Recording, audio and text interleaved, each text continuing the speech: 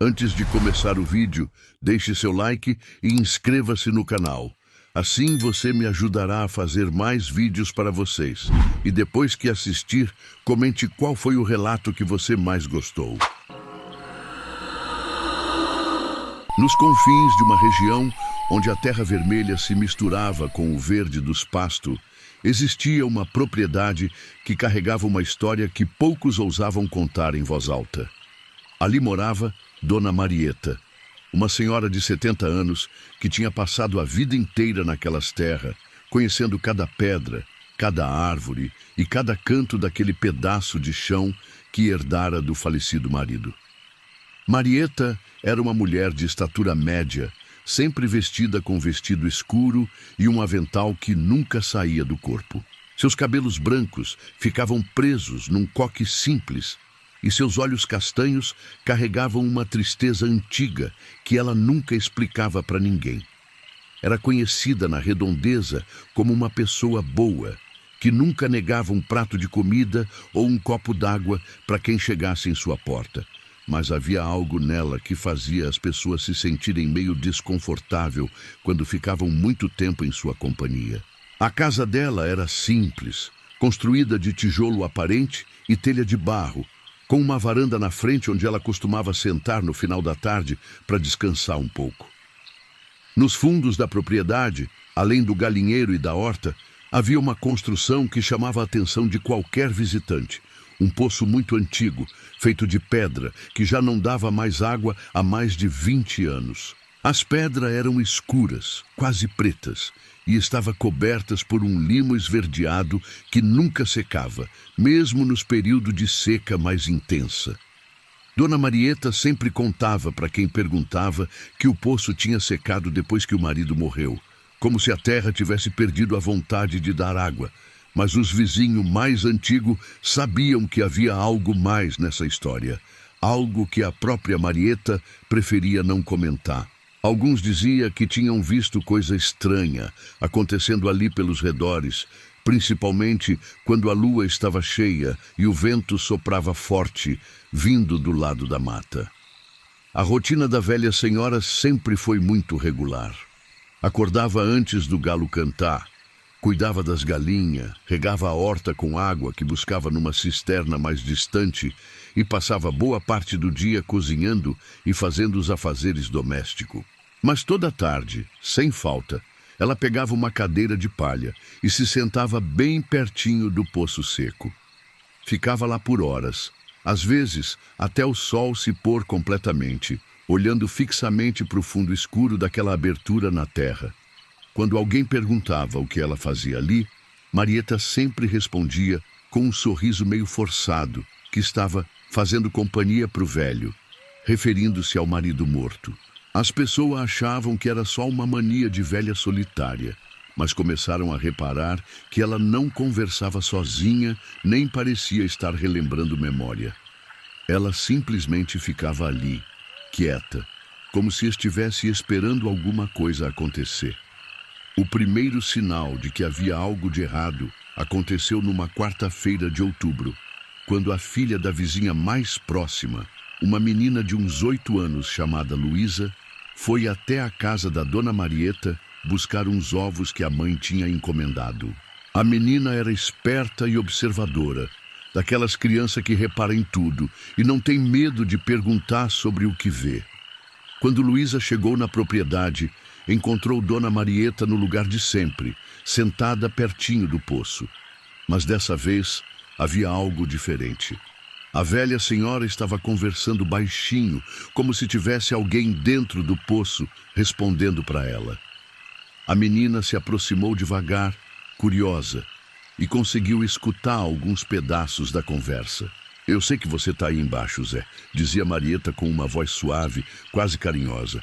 "Hoje eu trouxe aquela broa que você gostava tanto. Está aqui do lado, Jó." Luísa olhou e viu que havia realmente um pedaço de broa de milho numa pratinho ao lado da cadeira. O que mais chamou a atenção da menina foi que Dona Marieta fazia pausa na conversa, como se realmente estivesse ouvindo alguém responder.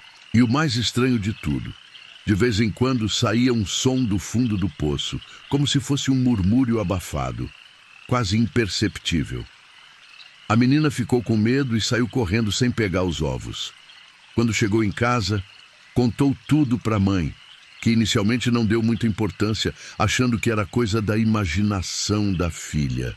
Mas alguns dias depois, outros vizinhos começaram a reportar situações parecidas. Seu Antônio, que morava do outro lado da estrada, contou que tinha passado pela propriedade da dona Marieta numa noite, quando voltava da cidade, e tinha visto uma luz estranha saindo do poço.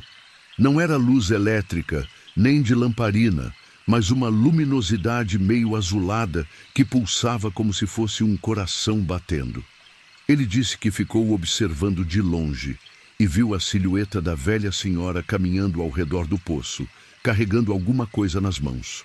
Dona Conceição, que era comadre da Marieta há mais de 30 anos, decidiu visitar a amiga para tentar entender o que estava acontecendo. Ela chegou numa tarde de sábado e encontrou Marieta fazendo seus afazeres normalmente, mas notou que a casa estava com um cheiro estranho, meio doce e enjoativo, como se alguma coisa estivesse apodrecendo devagar. Durante a conversa, Conceição tentou puxar assunto sobre o poço, mas Marieta sempre desconversava ou mudava de assunto rapidamente. Foi quando Conceição reparou que havia vários pratos sujos espalhados pela casa, como se a Marieta estivesse cozinhando para mais gente além dela mesma. Quando perguntou sobre isso, a velha senhora ficou visivelmente nervosa e disse que às vezes preparava comida demais por hábito. Mas o que mais intrigou Conceição foi quando ela ofereceu ajuda para lavar os pratos e Marieta recusou com uma veemência estranha, quase agressiva.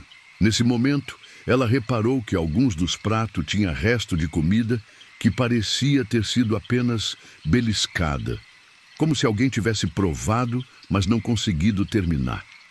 As coisas foram ficando cada vez mais estranhas nas semanas seguintes. Os vizinhos começaram a relatar que durante a madrugada saía um cheiro forte da propriedade da dona Marieta, um odor que misturava terra molhada com algo em decomposição. Alguns disseram que ouviam sons vindos da direção do poço, como se fosse alguém cavando ou arranhando pedra. Seu João, que tinha uma propriedade vizinha, contou que uma noite acordou com o barulho das galinhas da Marieta fazendo um escândalo danado. Quando saiu para ver o que estava acontecendo, avistou uma figura caminhando no quintal da vizinha. No início, pensou que fosse a própria Marieta, mas a pessoa caminhava de uma forma estranha, meio arrastando os pés, e parecia estar carregando alguma coisa pesada. O mais perturbador foi quando ele percebeu que a figura estava se dirigindo justamente na direção do poço. João ficou observando de longe e viu quando a pessoa chegou na beira do poço e começou a fazer alguma coisa lá. Ele disse que não conseguiu ver direito o que era, mas teve a impressão de que algo estava sendo jogado lá dentro. Na manhã seguinte, João decidiu conversar com Marieta sobre o que tinha visto, mas quando chegou na propriedade dela, encontrou a velha senhora agindo de forma completamente normal, cuidando das galinhas e regando a horta como se nada tivesse acontecido. Quando ele mencionou os ruídos da noite anterior, ela disse que não tinha ouvido nada e que tinha dormido tranquilamente a noite toda. Foi então que João reparou em algo que o deixou profundamente incomodado. As galinhas da Marieta, que sempre foram saudáveis e ativas, estavam com uma aparência estranha. Algumas pareciam estar mais magras, outras tinham as penas meio desbotadas, e todas evitavam se aproximar do fundo do quintal, onde ficava o poço. Era como se elas sentissem alguma coisa que os humanos não conseguiam perceber.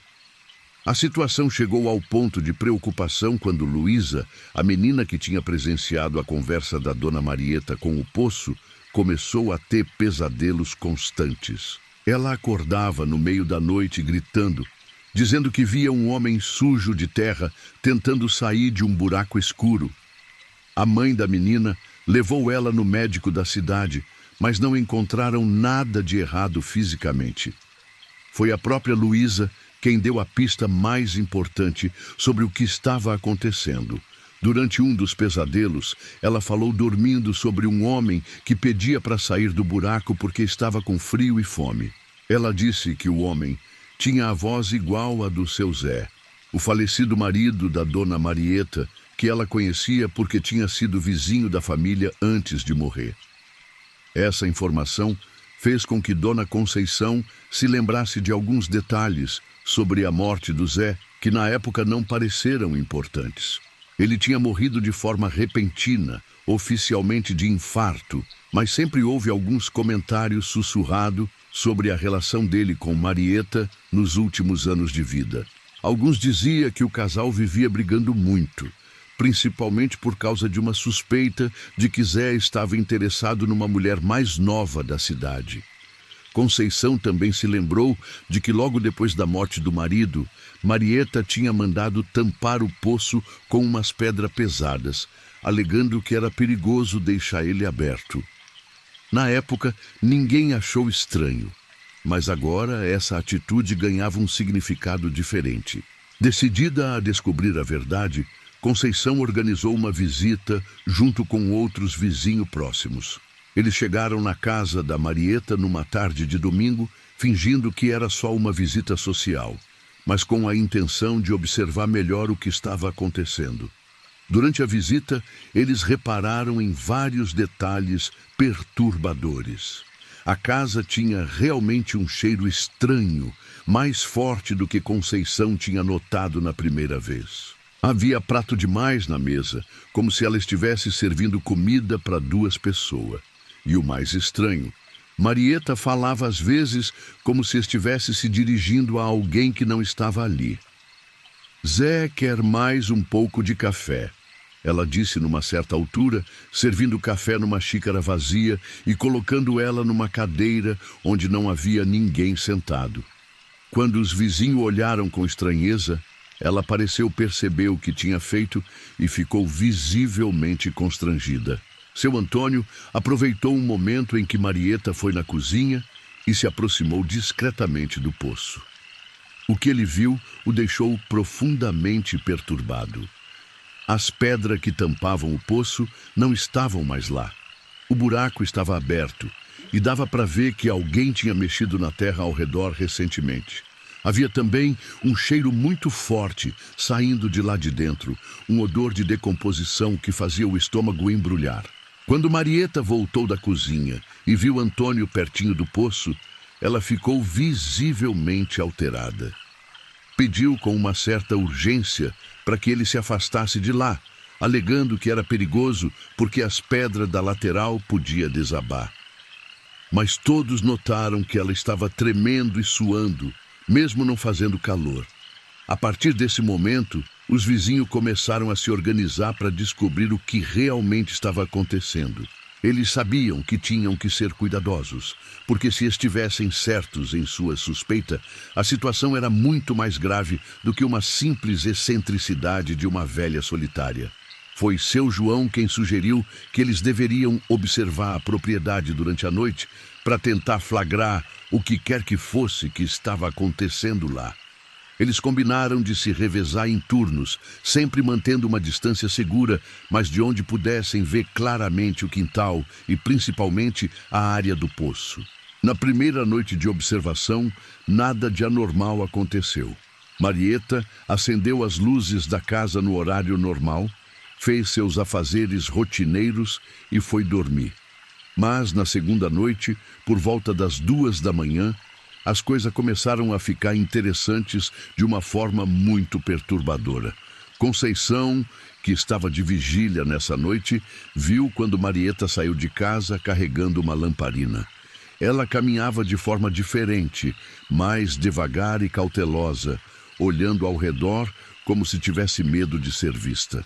Dirigiu-se diretamente ao poço e ficou parada na beira dele por vários minutos, apenas olhando para baixo. Então ela começou a falar, mas dessa vez não era a conversa suave que Luísa tinha presenciado. Era quase um sussurro urgente, como se estivesse tentando convencer alguém de alguma coisa. Conceição não conseguia ouvir as palavras, mas pela postura corporal de Marieta, dava para perceber que ela estava ficando cada vez mais agitada. De repente, começou a sair um som do fundo do poço. Não era mais o murmúrio baixinho que alguns tinham relatado antes. Era um ruído mais alto, como se alguma coisa estivesse se mexendo lá embaixo, arranhando as paredes de pedra. O som era acompanhado por uma espécie de gemido abafado que fazia os cabelos da nuca arrepiar. Marieta ficou visivelmente assustada com o som e começou a falar mais alto, tentando acalmar o que quer que fosse que estava no fundo do poço. "Calma, Zé. Eu tô aqui", ela dizia. "Não precisa fazer esse barulho todo. Eu trouxe sua comida predileta." Foi então que Conceição viu algo que a deixou completamente apavorada. Marieta pegou um prato que estava no chão ao lado do poço e começou a jogar pedaços de comida lá dentro. Mas não era comida normal. Parecia ser pedaços de carne crua, que faziam um ruído molhado quando batiam no fundo do poço. O mais perturbador foi a reação que veio de dentro do poço depois disso. Os ruídos ficaram mais intensos, como se alguma coisa estivesse se alimentando vorazmente. E entre os sons de mastigação, dava para ouvir algo que parecia vagamente com uma voz humana, fazendo sons de satisfação. Conceição ficou tão assustada que saiu correndo da posição onde estava escondida e foi direto para casa. Ela passou o resto da noite sem conseguir dormir, tentando processar o que tinha visto. Na manhã seguinte, ela contou tudo para os outros vizinhos e todos chegaram à mesma conclusão. Eles precisavam de ajuda das autoridades. O problema era que tipo de autoridade eles deveriam procurar. A história era tão bizarra que eles tinham certeza de que ninguém ia acreditar neles. Além disso, não tinham nenhuma prova concreta de que algo criminoso estava acontecendo. Era tudo muito estranho. Mas, tecnicamente, Marieta não estava fazendo nada ilegal em sua própria propriedade. Foi então que seu Antônio se lembrou de que conhecia um soldado da polícia militar que tinha crescido na região e conhecia bem as histórias e costumes locais. O rapaz se chamava Cabo Silva e era filho de uma família que sempre acreditou nas coisas que não tinham explicação fácil. Talvez ele fosse mais receptivo à história deles.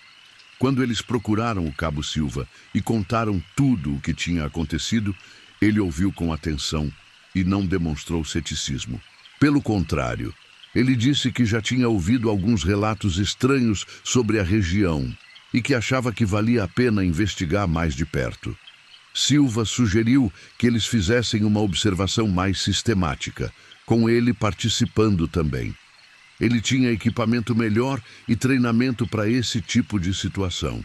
Combinaram que na próxima noite de lua cheia, que seria dali a 3 dias, eles fariam uma vigília completa da propriedade. Nos dias que antecederam a vigília, os vizinhos tentaram agir normalmente com Marieta, mas ela parecia sentir que alguma coisa tinha mudado. Ela ficou mais ressabiada, evitava conversas longas e parecia sempre estar observando se alguém estava prestando atenção demais em suas atividades. Luísa, a menina que tinha tido os pesadelos, contou para a mãe que tinha sonhado novamente com o homem do buraco, mas dessa vez ele parecia mais agitado e estava falando sobre pessoas que estavam bisbilhotando onde não deviam. Isso deixou todos ainda mais nervosos, como se de alguma forma o que quer que estivesse no poço soubesse que estava sendo observado. Na noite da vigília, Cabo Silva chegou equipado com binóculos de visão noturna e um gravador.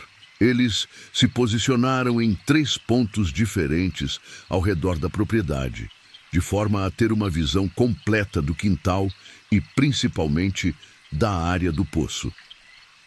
Por volta da meia-noite, Marieta saiu de casa, mas dessa vez não estava sozinha. Ela parecia estar conversando com alguém que caminhava ao lado dela, mas não havia ninguém lá. Ela gesticulava e movia a cabeça como se estivesse respondendo a comentários de um acompanhante invisível. Quando chegaram pertinho do poço, ela parou e começou uma conversa mais intensa. Pelo equipamento de Silva, eles conseguiram ouvir parte do que ela estava falando. Eu sei que você tá com raiva, Zé, mas eu não podia deixar você sair. Você sabe muito bem porque teve que ficar aí embaixo. A resposta veio do fundo do poço e dessa vez era claramente uma voz humana, embora soasse abafada e distorcida. Marieta, eu já paguei pelo que fiz. Você não pode me manter aqui para sempre. Eu tô apodrecendo, mulher. O que eles ouviram em seguida os deixou completamente horrorizados. Marieta começou a discutir com a voz do poço e ficou claro que ela estava mantendo o próprio marido preso lá embaixo, vivo, há mais de 1 ano. Você traiu nossa família, Zé. Você ia me deixar por aquela vagabunda da cidade. Agora você fica aí e pensa no que fez, dizia Marieta com uma frieza assustadora. Pelo amor de Deus, mulher, eu já aprendi a lição. Me deixa sair daqui. Eu prometo que nunca mais vou olhar para outra. Por favor, eu tô doente. A voz se transformou num choro desesperado. Cabo Silva fez sinal para os outros para se prepararem para agir. Eles tinham acabado de descobrir que Dona Marieta estava mantendo o marido em cativeiro no fundo do poço há mais de 1 ano, provavelmente fingindo que ele tinha morrido para que ninguém procurasse por ele. Mas antes que eles pudessem se mover, a situação tomou um rumo ainda mais perturbador. Marieta pegou uma corda que estava escondida atrás de umas pedras e começou a descer alguma coisa para o fundo do poço. Pelos sons que vinham de lá embaixo, parecia ser comida e água. Toma sua janta, desgraçado, e para de reclamar, senão eu paro de trazer comida. Ela disse com uma crueldade que contrastava completamente com a imagem da velhinha bondosa que todos conheciam. Foi nesse momento que Silva decidiu agir. Ele se aproximou com cuidado, identificou-se como policial e ordenou que Marieta se afastasse do poço. A reação dela foi de puro desespero e fúria. Ela começou a gritar que ninguém tinha o direito de interferir em assuntos de família e que o Zé mereceu o que aconteceu com ele. Enquanto Silva tentava conter Marieta, os outros vizinhos se aproximaram do poço para tentar ajudar o homem que estava lá embaixo. O que eles viram quando iluminaram o interior do poço era uma imagem que nenhum deles conseguiria esquecer pelo resto da vida. Zé estava vivo, mas em condições deploráveis. Ele estava extremamente magro, sujo e claramente doente. Tinha feridas pelo corpo todo e seus cabelos e barba tinham crescido descontroladamente. Mais perturbador ainda era o estado mental dele. Quando viu as pessoas olhando para ele de cima, ele começou a implorar para que não contassem para Marieta que ele tinha falado com eles. Por favor, não conta para ela que eu reclamei. Ela fica brava e não traz comida por dias, ele disse com uma voz fraca e quebrada. O resgate de Zé foi complicado porque o poço era fundo e ele estava muito fraco para ajudar no próprio salvamento. Eles tiveram que chamar o corpo de bombeiros da cidade mais próxima e toda a operação demorou várias horas. Durante esse tempo, Marieta oscilava entre momentos de fúria, onde ela gritava que estava fazendo justiça, e momentos de aparente confusão mental, onde ela parecia não entender por que as pessoas estavam interferindo no que ela considerava uma questão doméstica normal. Quando finalmente conseguiram tirar Zé do poço, ele foi imediatamente levado para o hospital da região. Os médicos disseram que ele estava em estado crítico de desnutrição e desidratação, além de ter várias infecções. O mais impressionante era que ele tinha conseguido sobreviver mais de 1 ano naquelas condições. A investigação posterior revelou detalhes ainda mais chocantes sobre o caso. Marieta tinha descoberto que o marido estava tendo um caso com uma mulher da cidade e tinha planejado meticulosamente a vingança dela. Ela o havia envenenado com um sedativo caseiro e, quando ele desmaiou, o arrastou para o poço e o manteve lá como prisioneiro. Durante todo esse tempo, ela contava para a vizinhança que ele tinha morrido de infarto e chegou até a organizar um velório falso, com caixão vazio, para manter as aparências. À noite, ela descia comida e água para o marido, mas sempre em quantidade suficiente apenas para mantê-lo vivo. nunca o bastante para que ele recuperasse as forças para tentar escapar. O caso causou um impacto profundo na comunidade local. As pessoas ficaram chocadas ao descobrir que alguém que elas conheciam há décadas era capaz de uma crueldade tão extrema. Muitos se sentiram culpados por não terem percebido os sinais mais cedo, embora fosse difícil imaginar que alguém seria capaz de uma coisa dessas. Dona Marieta foi presa e, posteriormente, condenada por cárcere privado, tortura e tentativa de homicídio. Durante o julgamento, ela mostrou pouco remorso, insistindo que estava apenas punindo o marido de uma forma que ela considerava apropriada para a traição dele. Zé sobreviveu, mas nunca se recuperou completamente das sequelas físicas e principalmente psicológicas do cativeiro. Ele desenvolveu vários problemas de saúde relacionados ao tempo que passou no poço e nunca mais foi a mesma pessoa que os vizinhos conheciam antes. A propriedade onde tudo aconteceu foi abandonada e com o tempo se tornou um local que as pessoas da região evitam. O poço foi tampado permanentemente pelas autoridades, mas mesmo assim, muitos juram que ainda conseguem ouvir ruídos estranhos vindos de lá durante as noites mais silenciosas. O caso da Dona Marieta e o poço se tornou uma das histórias mais contadas na região, servindo como um lembrete perturbador de que às vezes as pessoas mais próximas de nós podem esconder segredos terríveis e que a vingança pode transformar até a pessoa mais bondosa numa criatura capaz das piores crueldades. Nos confins de uma região onde as fazendas se espalhavam por léguas de terra vermelha e seca, existia uma propriedade que ficava bem na beira da estrada velha, que ligava duas cidades pequenas do interior. Ali morava Dona Conceição, uma senhora de 72 anos que há mais de 40 anos oferecia pouso e comida para viajantes que passavam por aquelas bandas. Era conhecida por toda a redondeza como uma mulher caridosa, que nunca negava um prato de comida ou um lugar para dormir para quem chegasse em sua porta.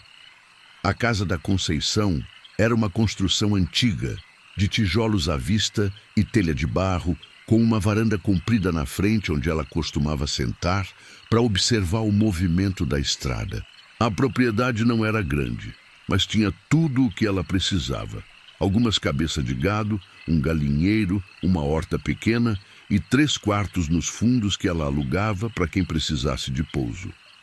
Era um negócio modesto que ajudava ela a completar a aposentadoria e ainda fazer o bem para os necessitados. Conceição era uma mulher magra e de estatura média, sempre vestida com vestido escuro e um avental que nunca saía dela. Seus cabelos brancos ficavam presos num coque apertado, e seus olhos azuis tinham uma expressão bondosa que tranquilizava qualquer pessoa que chegasse cansada da viagem. Ela tinha uma voz suave e um jeito maternal de tratar os hóspedes, sempre perguntando se estavam bem alimentados e se precisavam de alguma coisa. A localização da propriedade era estratégica para quem viajava pela região. A Estrada Velha era a rota mais curta entre as duas cidades, embora fosse mais perigosa por ser pouco movimentada e passar por trechos isolados de mata fechada. Muitos viajantes preferiam fazer o trajeto de dia e dormir na casa da Conceição, para pegar a estrada no dia seguinte com mais segurança. Durante décadas, a casa funcionou como um ponto de referência na região. Caminhoneiro, caixeiro viajante, trabalhador rural e toda sorte de gente que precisava se deslocar entre a cidade conheciam o local e sabiam que sempre encontrariam um tratamento cordial e preços justos. Conceição tinha uma reputação impecável. E muitas pessoas faziam questão de parar lá mesmo quando não precisavam, só para cumprimentar ela e tomar um café. Mas nos últimos 5 anos, algumas coisas começaram a mudar na região de forma quase imperceptível. Pessoas que saíam de uma cidade com destino a outra e que deveriam ter passado pela casa da Conceição simplesmente desapareciam no caminho. No início, eram casos isolados que não chamavam muita atenção. Afinal, a Estrada Velha sempre foi considerada perigosa, com risco de assalto e acidentes. O primeiro caso que chamou atenção foi o de seu Jair, um aposentado de 60 anos que tinha saído da cidade de São Bento numa segunda-feira de manhã para visitar a filha na cidade vizinha. Ele era conhecido por ser uma pessoa muito responsável e pontual. Sempre avisava quando ia viajar e mantinha contato com a família. Seu Jair nunca chegou ao destino e seu carro nunca foi encontrado. A família dele procurou as autoridades e organizou buscas pela estrada, mas não encontraram nenhum rastro. Questionaram Dona Conceição, que disse que Jair tinha passado por lá, dormido uma noite, tomado café da manhã e seguido viagem normalmente na terça-feira pela manhã. Ela até mostrou o registro que fazia num caderno velho, onde anotava o nome de todos os hóspedes. Alguns meses depois, foi a vez de Maria José, uma professora de 45 anos que estava se mudando para outra cidade por causa de uma transferência de trabalho. Ela tinha alugado um caminhão pequeno e estava transportando suas coisas pessoais. A última pessoa que falou com ela foi uma colega de trabalho, na véspera da viagem. Maria José também desapareceu sem deixar rastro, e o caminhão nunca foi localizado. Novamente, as buscas se concentraram na Estrada Velha, e novamente Dona Conceição foi questionada. Ela confirmou que Maria José tinha parado em sua casa, mas disse que a professora tinha decidido seguir viagem ainda no mesmo dia, no final da tarde. Conceição explicou que tentou convencer ela a dormir e sair só no dia seguinte, mas que a hóspede estava com pressa de chegar ao destino. Os desaparecimentos continuaram acontecendo de forma esporádica ao longo dos anos seguintes. Sempre eram pessoas que viajavam sozinhas pela Estrada Velha e que, teoricamente, deveriam ter passado pela casa da Conceição. Na maioria dos casos, ela confirmava que tinham estado lá, mas alegava que eles tinham seguido viagem normalmente. O que começou a chamar a atenção de algumas pessoas mais observadoras foi que os desaparecimentos sempre envolviam viajantes que carregavam alguma coisa de valor. Jair estava levando suas economias em dinheiro para comprar um terreno. Maria José transportava eletrodomésticos e móveis novos. Outros que desapareceram posteriormente incluíam um comerciante que carregava mercadoria, um fazendeiro que tinha vendido gado e estava com dinheiro, e uma família que se mudava com todos os pertences. Dona Terezinha, que morava na fazenda mais próxima da propriedade da Conceição, começou a perceber alguns detalhes estranhos que antes ela não dava importância. Ela notou que às vezes, durante a madrugada, ouvia o som de motores e movimentação na propriedade da vizinha. Como a casa funcionava como hospedaria, isso não seria anormal. Mas os ruídos aconteciam sempre nas mesmas noites em que depois se descobria que alguém tinha desaparecido na estrada. Terezinha também reparou que Conceição tinha feito algumas melhorias na propriedade nos últimos anos que pareciam estar além das possibilidades financeiras dela. Tinha reformado a casa, comprado gado novo e até adquirido uma caminhonete usada. Quando perguntava sobre de onde vinha o dinheiro para esses investimentos, Conceição sempre dizia que estava economizando há anos e que a hospedaria estava dando mais lucro. Outro detalhe que intrigava Terezinha era que ela nunca mais via os carros dos hóspedes que Conceição dizia que tinham partido no dia seguinte. A Estrada Velha passava bem na frente da propriedade dela também, e ela costumava reparar nos veículos que transitavam por ali. Mas nos casos dos desaparecidos, ela nunca tinha visto eles passando na manhã seguinte, como Conceição alegava. Foi quando desapareceu Marcos, um rapaz de 30 anos que trabalhava como representante comercial, que as suspeitas começaram a se concretizar. Marcos era muito comunicativo e tinha o hábito de ligar para a namorada todos os dias, sem falta. Ele tinha avisado que ia dormir na casa da Conceição e que ligaria no dia seguinte pela manhã antes de seguir viagem. A ligação nunca aconteceu e Marcos nunca chegou ao destino. Quando a namorada procurou a polícia e eles foram questionar Conceição, ela deu a mesma versão de sempre. Disse que o rapaz tinha dormido lá, tomado café da manhã e seguido viagem cedo, por volta das 6 da manhã. Mas dessa vez, havia uma testemunha que contradizia a versão dela. Seu Antônio, um vizinho que acordava muito cedo para ordenhar as vacas, jurava que tinha passado na frente da propriedade da Conceição às 5:30 da manhã do dia em questão e que o carro do Marcos ainda estava estacionado lá. Além disso, ele não tinha visto nenhum veículo saindo da propriedade durante toda a manhã. Essa contradição fez com que as autoridades começassem a olhar com mais atenção para os casos de desaparecimento na região. Eles descobriram que nos últimos 5 anos, pelo menos 15 pessoas tinham desaparecido na Estrada Velha, sempre nas mesmas circunstâncias. Viajantes solitários que carregavam algo de valor e que teriam passado pela casa da Conceição. O delegado responsável pelo caso, um homem experiente chamado Dr. Fonseca, decidiu fazer uma investigação mais aprofundada. Ele organizou uma operação de vigilância discreta da propriedade da Conceição, com policiais disfarçados, observando o local durante várias semanas. Durante esse período de observação, eles notaram alguns padrões estranhos no comportamento da Conceição.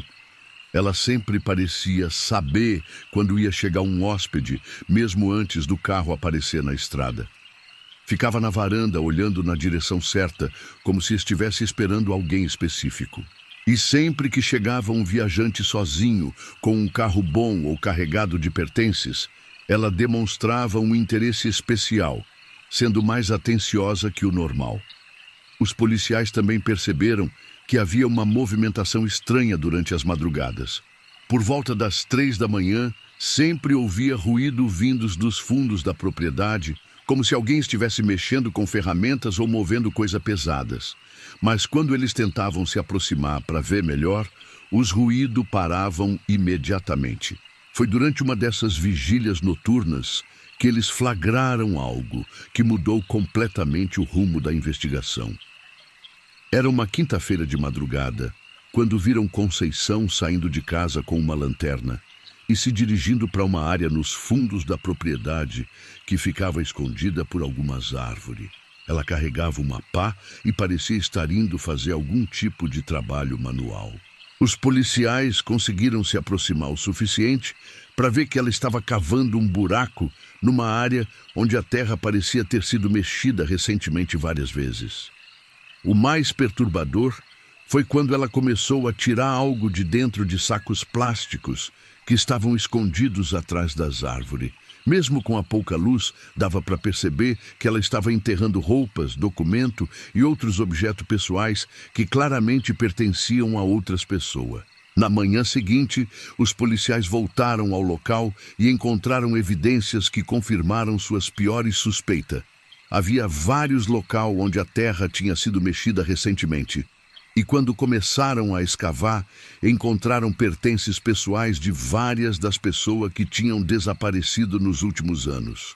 Carteiras, relógios, joias, roupas e outros itens que as famílias conseguiram identificar como sendo dos desaparecidos. Com essas evidências, eles conseguiram um mandado de busca e apreensão para revistar toda a propriedade da Conceição. O que encontraram foi ainda mais chocante do que esperavam. Nos fundos da propriedade, numa área que ficava escondida da vista da estrada, havia uma vala comum onde estavam enterrados os corpos de pelo menos 12 pessoas. Além dos corpos, eles encontraram na casa da Conceição um verdadeiro arsenal de pertences das vítimas. Ela tinha guardado documento, dinheiro, joias e outros objetos de valor num esconderijo atrás de uma parede falsa no quarto dela. Havia também várias chaves de carro e até mesmo alguns veículos escondidos num galpão abandonado numa propriedade vizinha que ela tinha comprado recentemente. A investigação revelou que Conceição operava há pelo menos 10 anos um esquema macabro de assassinato e roubo. Ela identificava viajantes que pareciam ter dinheiro ou pertences valiosos, os recebia com hospitalidade para ganhar a confiança deles e durante a noite os envenenava com um sedativo caseiro que ela misturava na comida ou na bebida. Quando as vítimas ficavam inconscientes, ela as matava por asfixia, usando um travesseiro. Era um método que não deixava muito rastro e que ela podia executar sozinha, apesar da idade avançada. Depois, ela desmontava e, escondida os carros das vítimas, enterrava os corpos nos fundos da propriedade e ficava com todos os pertences de valor. O mais perturbador foi descobrir que Conceição tinha refinado seu método ao longo dos anos. Ela mantinha um caderno detalhado onde anotava informações sobre cada hóspede, o que eles carregavam, quanto dinheiro pareciam ter, se tinham família que ia procurar por eles rapidamente. Com base nessas informações, ela decidia quem valia a pena atacar e quem era melhor deixar ir em paz. Durante os interrogatórios, Conceição mostrou uma frieza assustadora. Ela confessou os crimes sem demonstrar muito remorso, explicando que começou a matar as pessoas por necessidade financeira, depois que a aposentadoria se tornou insuficiente para manter a propriedade. Segundo ela, as vítimas eram pessoas de passagem, que não iam fazer falta para ninguém, e que o dinheiro delas estava sendo mais bem aproveitado com ela. A investigação também revelou que Conceição não agia sozinha em todos os casos. Ela tinha um sobrinho, chamado Edson, que a ajudava a se desfazer dos carros das vítimas. Edson era mecânico e tinha contatos no mercado de peças usadas. Ele desmontava os veículos, vendia as peças separadamente e dividia o lucro com a tia. Edson foi preso alguns dias depois da prisão da Conceição. Durante seu interrogatório, ele revelou detalhes ainda mais chocantes sobre a operação. Segundo ele, a tia tinha desenvolvido uma técnica muito eficiente para identificar as melhores vítimas. Ela conversava com os hóspedes durante o jantar, fazendo perguntas aparentemente inocentes sobre suas vidas, destino da viagem e condição financeira. Com base nessas conversas, ela conseguia identificar pessoas que viajavam com dinheiro vivo, que não tinham família esperando por eles no destino ou que por algum motivo não seriam imediatamente procurados se desaparecessem. Era uma seleção calculada e cruel, que maximizava o lucro e minimizava o risco de ser descoberta. O caso causou um impacto devastador na região. A Casa da Conceição era um ponto de referência conhecido há décadas, e muitas pessoas da comunidade se sentiram traídas ao descobrir que uma mulher que tinham como exemplo de bondade e caridade era, na verdade, uma assassina em série. Várias pessoas que tinham se hospedado na casa dela ao longo dos anos procuraram atendimento psicológico, traumatizadas pela descoberta de que poderiam ter sido vítimas se tivessem se encaixado no perfil que ela procurava. Muitas se lembravam de situações que na época pareceram normais, mas que agora ganhavam um significado sinistro. A investigação dos corpos enterrados nos fundos da propriedade foi um processo longo e traumático. Além das 12 vítimas que foram inicialmente descobertas, as escavações revelaram os restos de pelo menos mais 8 pessoas, algumas enterradas há mais de 10 anos. Muitos dos corpos estavam em estado avançado de decomposição, o que dificultou a identificação. As famílias das vítimas identificadas viveram um misto de alívio por finalmente saber o que tinha acontecido com seus entes queridos, e horror ao descobrir as circunstâncias brutais das mortes deles. Várias famílias processaram o Estado por negligência na investigação dos desaparecimentos, alegando que se as autoridades tivessem agido mais rapidamente, algumas vidas poderiam ter sido poupadas. O julgamento de Conceição foi um dos mais acompanhados da história da região. Ela foi condenada por 20 homicídios qualificados, ocultação de cadáver, roubo e organização criminosa. Recebeu uma pena de prisão perpétua, mas morreu na cadeia apenas 3 anos depois, vítima de complicações decorrentes da idade avançada. Edson foi condenado como coautor dos crimes e pegou uma pena de 40 anos de prisão. Durante o julgamento, ele tentou minimizar sua participação, alegando que apenas ajudava a se desfazer dos carros sem saber que a tia estava matando as pessoas. Mas as evidências mostraram que ele estava plenamente ciente do esquema e era um participante ativo. A propriedade onde os crimes aconteceram foi confiscada pelo Estado e posteriormente demolida. A área foi transformada num memorial para as vítimas, com uma placa que lista o nome de todas as pessoas que foram identificadas. A Estrada Velha continuou sendo usada, mas muitos viajantes passaram a evitá-la, preferindo fazer um trajeto mais longo por estradas mais movimentadas. O caso da Conceição se tornou um marco na discussão sobre segurança de viajante em estradas isoladas. As autoridades implementaram novos protocolos para a investigação de desaparecimentos e criaram um sistema de monitoramento mais eficaz para hospedaria e pousadas em áreas rurais. Mas o impacto mais profundo foi na consciência coletiva da região. A descoberta de que uma pessoa aparentemente bondosa e confiável era capaz de tamanha crueldade mudou a forma como as pessoas viam sua própria comunidade. A confiança que caracterizava o relacionamento entre vizinhos foi abalada, e muitos passaram a ser mais cautelosos com estranhos. Dona Terezinha, a vizinha que primeiro notou as inconsistências no comportamento da Conceição, desenvolveu um sentimento de culpa que a atormentou pelo resto da vida. Ela se questionava constantemente se poderia ter feito algo mais cedo para impedir as mortes, se deveria ter denunciado sua suspeita antes, mesmo sem ter certeza. O padre da região, Padre Antônio, que conhecia Conceição há mais de 20 anos e sempre a considerou uma mulher exemplar, passou por uma crise de fé profunda. Ele se questionava sobre sua capacidade de conhecer realmente as pessoas de sua comunidade e sobre como o mal podia se esconder atrás de uma máscara de bondade tão convincente. Anos depois do julgamento, ainda surgiram casos de pessoas que se apresentaram como possível vítimas que conseguiram escapar. Alguns viajantes relataram situações em que se hospedaram na casa da Conceição e perceberam algo estranho no comportamento dela, decidindo partir antes do planejado por um pressentimento que não conseguiam explicar.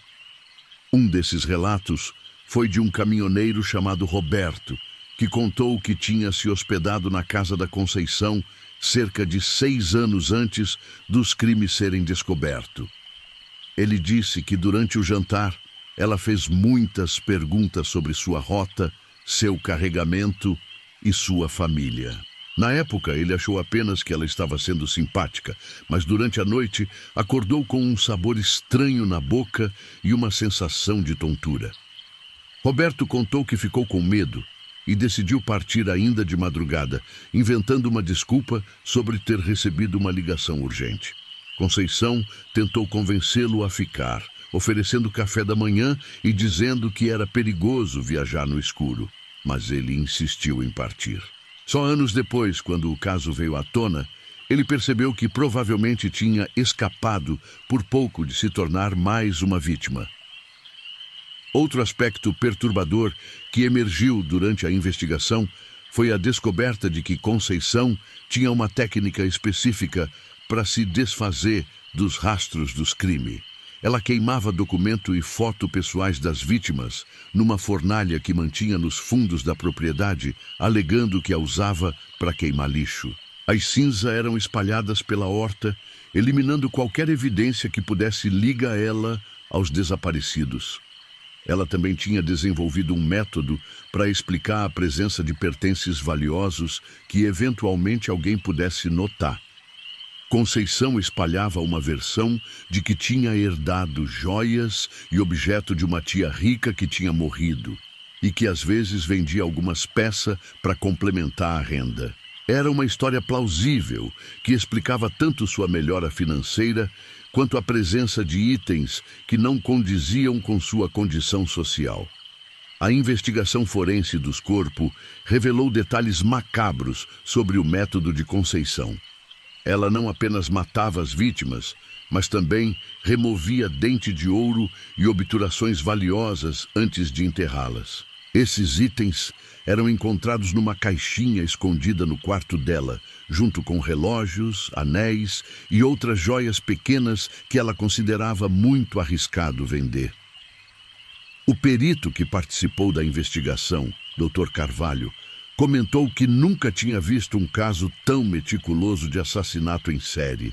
Conceição tinha desenvolvido um sistema quase industrial para matar, roubar e se desfazer das evidências. Cada etapa do processo tinha sido pensada e refinada ao longo dos anos, mostrando uma capacidade de planejamento que contrastava completamente com a imagem de velhinha bondosa que ela cultivava.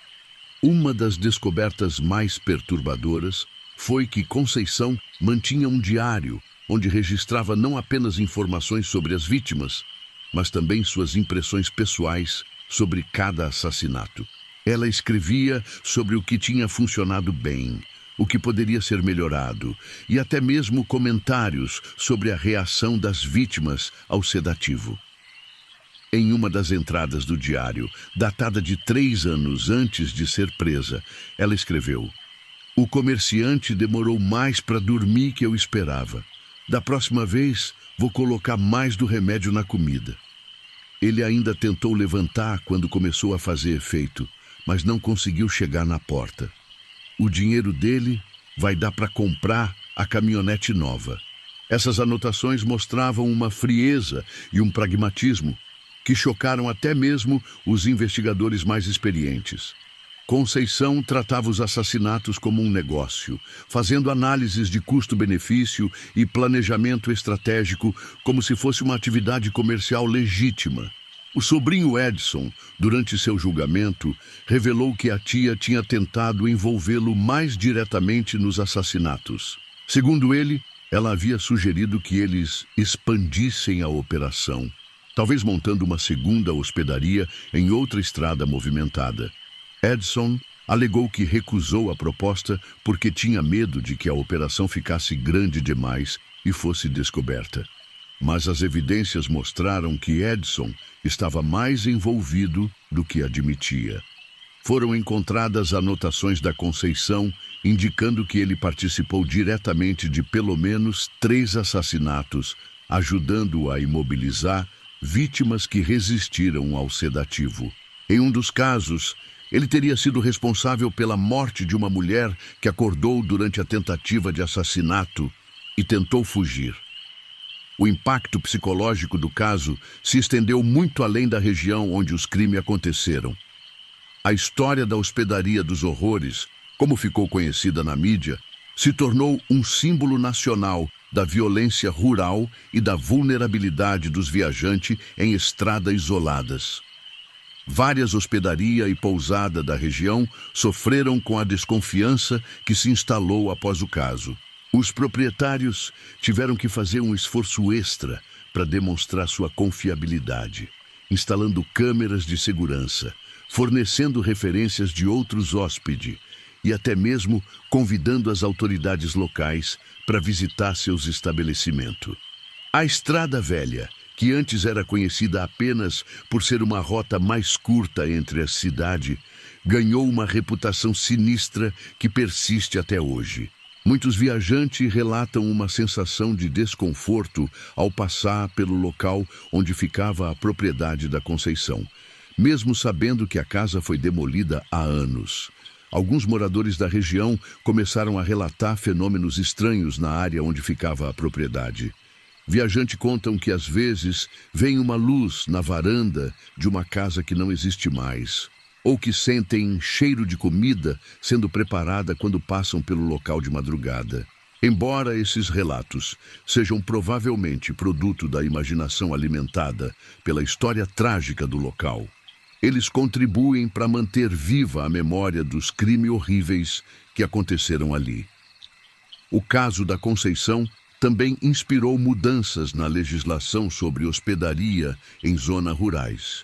Foi criada uma obrigatoriedade de registro de hóspede com documento de identidade e estabelecido um sistema de comunicação entre as hospedarias e as autoridades locais para reportar qualquer situação suspeita.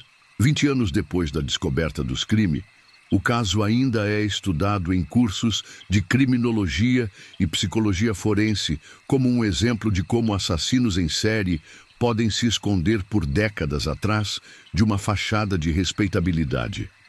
A capacidade da Conceição de manter uma dupla personalidade por tanto tempo, sendo simultaneamente a hospedeira bondosa e a assassina calculista, continua intrigando especialistas. O legado mais duradouro do caso talvez seja a lição sobre a importância de prestar atenção aos sinais e não ignorar suspeita, mesmo quando elas envolvem pessoas que parecem estar acima de qualquer suspeita. A história da Conceição serve como um lembrete sombrio de que o mal pode se esconder atrás da máscara mais convincente e que a confiança, embora essencial para a vida em sociedade, deve sempre ser temperada com uma dose saudável de prudência. Nas bandas de uma região onde os morros se misturavam com o vale, cobertos de plantação de café, existia uma pensão que há mais de 20 anos recebia trabalhador rural, viajante e toda sorte de gente que precisava de um lugar barato para ficar. A propriedade ficava numa esquina movimentada da cidade, numa casa antiga de 2 andares, que tinha sido adaptada especificamente para funcionar como hospedaria. A proprietária era a dona Valdira, uma senhora de 64 anos, que tinha construído uma reputação sólida de honestidade e preços justos, atendendo principalmente pessoal de condição mais simples que não tinha dinheiro para hotéis caros. Valdira era uma mulher de estatura média, sempre usando vestido escuro e um avental que nunca saía do corpo. Seus cabelos pretos tinham alguns fios brancos que ela teimava em esconder com uma tinta caseira que comprava na farmácia da cidade. E seus olhos castanhos tinham uma expressão cansada de quem trabalhou a vida inteira sem descanso. Era conhecida na vizinhança como uma pessoa trabalhadora e discreta, que cuidava dos próprios negócios e nunca se metia na vida dos outros. Características que os vizinhos respeitavam e até admiravam. Uma pensão ficava numa casa de 2 andares, antiga mas bem conservada, com 8 quartos pequenos que ela alugava por diária ou por semana, dependendo da necessidade do cliente. No térreo funcionava uma cozinha espaçosa, onde ela preparava refeições simples para os hóspedes: arroz, feijão, carne de panela e verdura da horta que mantinha nos fundos. E uma sala comum, onde eles podiam assistir televisão, jogar baralho ou simplesmente conversar após um dia de trabalho. Era um ambiente modesto, mas limpo, que atendia perfeitamente às necessidades de quem procurava um lugar básico para dormir e fazer as refeições sem gastar muito dinheiro. Os quartos eram simples, cada um com uma cama de solteiro, um guarda-roupa pequeno, uma cadeira e uma mesinha de cabeceira. Não tinha banheiro privativo. Havia 2 banheiros comunitários no andar de cima que serviam todos os hóspedes. As janelas davam vista para o quintal dos fundos ou para a rua movimentada da frente. E os cômodos eram pequenos, mas arejados. Valdira fazia questão de manter tudo muito limpo, trocando a roupa de cama semanalmente e fazendo uma limpeza geral nos quartos, sempre que um hóspede ia embora. A clientela da pensão era bastante variada ao longo dos anos, mas tinha algumas características em comum que Valdira foi aprendendo a identificar com o tempo. A maioria era composta por trabalhador temporário, que vinham para a região durante as colheitas de café, que aconteciam entre maio e setembro, pessoal que procurava emprego nas fazendas vizinhas ou nas pequenas indústrias que tinham se instalado na cidade. E ocasionalmente algum viajante que estava de passagem e precisava de um lugar barato para dormir. Eram pessoas simples, muitas vezes vindas de outras regiões do país, sem família fixa na área ou sem endereço permanente, o que tornava difícil manter contato com eles depois que partiam. Valdira tinha uma forma muito particular de tratar os hóspedes que tinha desenvolvido ao longo dos anos de experiência no negócio. Ela era cordial, mas mantinha uma certa distância profissional, nunca se envolvendo muito nas conversas pessoais ou nos problemas dos clientes. Fazia seu trabalho de forma eficiente, mantinha os quartos limpos, servia as refeições no horário certo, cobrava os preços combinados sem negociação e mantinha a ordem na casa, mas raramente demonstrava interesse genuíno pela vida das pessoas que se hospedavam lá. Era uma relação puramente comercial, o que muitos hóspedes respeitavam por não gostarem de se abrir muito com estranhos. A pensão tinha suas regras bem definidas, que Valdira fazia questão de explicar para todo mundo que chegava. Não era permitido bebida alcoólica nos quartos, visitas tinham que ser autorizadas previamente, o pagamento era feito adiantado toda semana. E quem quisesse cozinhar alguma coisa especial tinha que pedir permissão e usar a cozinha em horário determinado. As refeições eram servidas em horário fixo, café da manhã às 6, almoço ao meio-dia e jantar às 6 da tarde. E quem perdesse o horário ficava sem comer até a próxima refeição. Durante anos, a pensão funcionou normalmente, com hóspedes chegando e partindo conforme suas necessidades de trabalho ou viagem. Era comum pessoas ficarem alguns dias enquanto procuravam um emprego, outras se hospedarem por semanas ou até meses quando conseguiam trabalho temporário na região, e algumas passarem apenas uma noite quando estavam viajando para outros destinos. Valdira tinha desenvolvido uma rotina eficiente para administrar essa movimentação constante, mantendo sempre alguns quartos disponíveis para emergências e controlando rigorosamente as finanças do negócio. Mas nos últimos 5 anos, algumas coisas começaram a acontecer, que passaram despercebidas no início, mas que aos poucos foram formando um padrão preocupante que só foi notado quando já era tarde demais. Pessoas que se hospedavam na pensão da Valdira, principalmente aquelas que ficavam por período mais longos e que pareciam ter se estabelecido na rotina da casa, às vezes simplesmente desapareciam sem avisar, sem se despedir e sem deixar endereço de contato. No início, isso não chamava muita atenção, porque era comum trabalhador rural mudarem de região repentinamente, seguindo oportunidades de emprego que surgiam de uma hora para outra, fugindo de algum problema pessoal ou simplesmente decidindo tentar a sorte em outros lugares. A natureza transitória desse tipo de trabalho fazia com que desaparecimentos súbitos fossem vistos como algo normal, parte da realidade de quem vivia sem raízes fixas. O primeiro caso que realmente levantou suspeita foi o de João Batista, um homem de 45 anos, natural do interior da Bahia, que tinha chegado na pensão em março, procurando trabalho nas fazendas de café da região. João era uma pessoa comunicativa e responsável, que gostava de conversar com outros hóspedes durante as refeições e sempre avisava quando ia sair para procurar emprego ou quando pretendia voltar no final do dia. Era um homem de hábitos regulares, que não bebia, não fumava e levava a sério qualquer compromisso que assumia. João tinha conseguido um emprego numa fazenda a cerca de 15 quilômetros da cidade, trabalhando como tratorista, função que ele dominava bem por ter exercido em outras regiões. Estava há 3 meses morando na pensão, pagando sua diária religiosamente toda segunda-feira pela manhã, e havia se tornado uma presença familiar no ambiente. Ele sempre falava sobre os planos de mandar buscar a esposa e 2 filhos que tinham ficado na Bahia, assim que conseguisse juntar dinheiro suficiente para alugar uma casa maior. Numa segunda-feira de junho, João simplesmente não apareceu para trabalhar na fazenda. O capataz, seu Bernardino, achou estranho porque João nunca faltava sem avisar e era muito pontual. Quando João não apareceu também na terça-feira, Bernardino foi até a pensão procurar por ele, preocupado que ele pudesse ter adoecido ou sofrido algum acidente.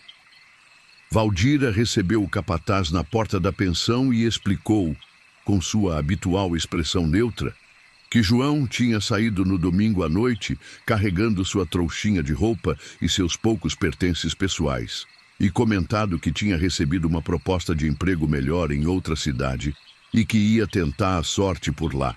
Ela mostrou até um recibo escrito à mão, supostamente assinado pelo próprio João, onde ele declarava que estava quitando todas as diárias que devia e se despedindo da hospedaria.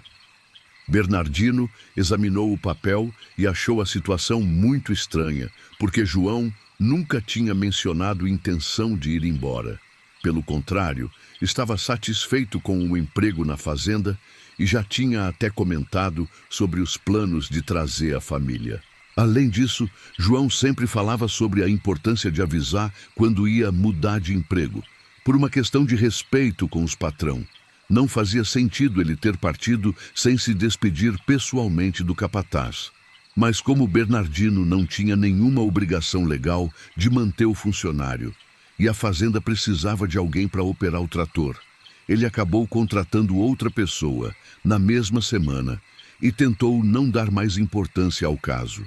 Ainda assim, ficou com uma sensação incômoda sobre o desaparecimento repentino de João, especialmente porque outros funcionários da fazenda também comentaram que acharam estranho ele ter ido embora sem se despedir.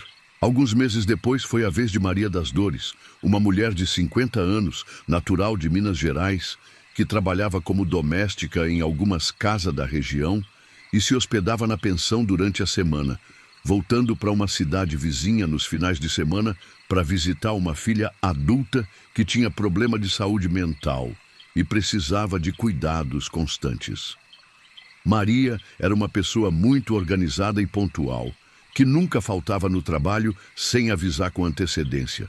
Ela trabalhava de segunda a sexta em 3 casas diferentes, pela manhã numa, à tarde em outra, e ainda fazia uma limpeza semanal numa 3ª propriedade. Era muito respeitada pelas patroas, que confiavam nela completamente e até deixavam a chave de casa para ela chegar antes delas, quando necessário. Maria tinha uma rotina muito fixa.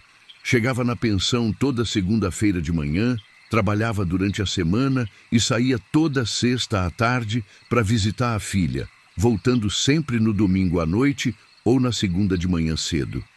Era uma pessoa de palavra que jamais deixaria as patroas na mão, especialmente porque precisava muito do dinheiro para custear o tratamento da filha.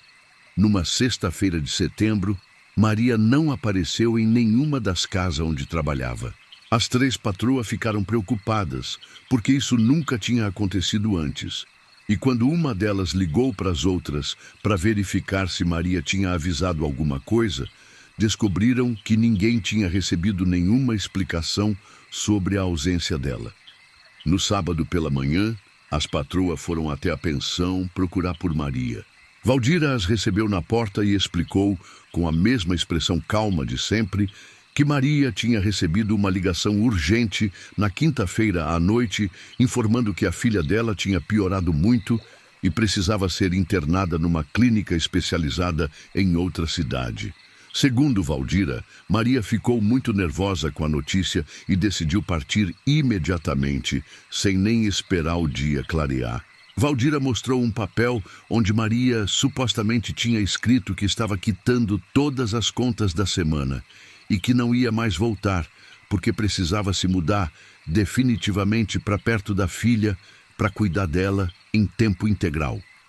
O bilhete dizia também que ela pedia desculpas por não poder se despedir pessoalmente das patroas, mas que a situação era muito urgente.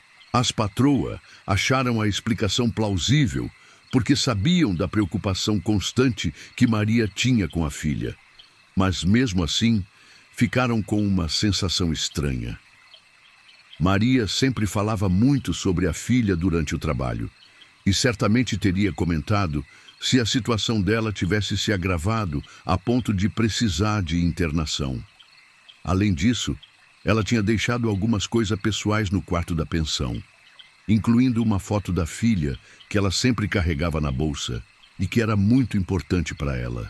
Mas como eram apenas empregadoras e não tinham uma relação pessoal muito próxima com Maria, além do âmbito profissional, elas não se sentiram no direito de questionar mais a fundo a versão da Valdira. Acabaram contratando outra pessoa para fazer o serviço e tentaram seguir em frente, embora ocasionalmente ainda comentassem entre si sobre o sumiço repentino da Maria. Os desaparecimentos continuaram acontecendo de forma esporádica ao longo dos anos seguintes, sempre seguindo um padrão similar que ninguém tinha ainda percebido claramente.